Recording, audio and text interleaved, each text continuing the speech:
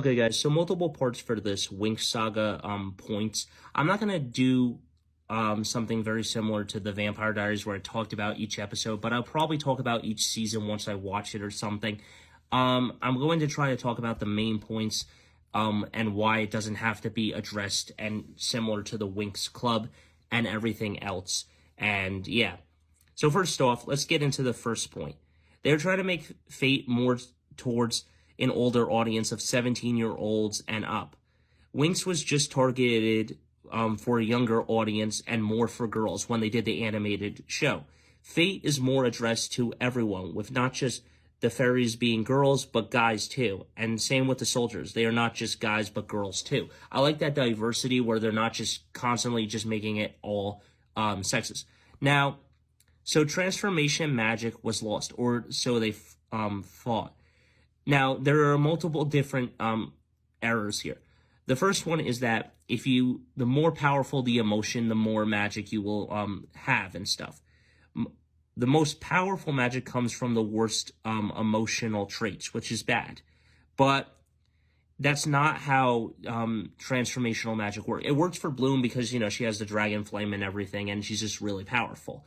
She is the most powerful, if you want to call it like witch or fairy in that universe. Now, to use your magic with emotions, you have to use both of your emotions, good and bad. That's how you transform. If you see it in season 2, everyone else transforms because they use all of their emotions and stuff.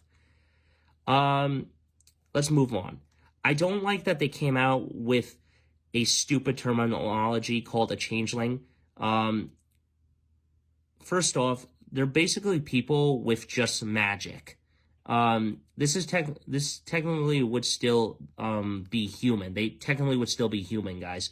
It doesn't make a lot of sense, but even though they are fairies, if someone were to kill them, they would have similar blood or the same blood as a human. Remember, a wizard is just a terminology saying in Harry Potter that if you're a wizard, you are someone with magic. Calling someone a muggle means non-magic folk. So by saying you're a fairy versus a human and stuff or coming out this changeling terminology where it's like you take the human baby, the fairies take the human baby and replace it with a fairy baby is terrible and unorthodox. I don't like it at all. I find it very, very annoying, and I didn't not like the way that this series played out this terminology and everything else. So, guys, this is part 1, and then we're going to jump into a part 2.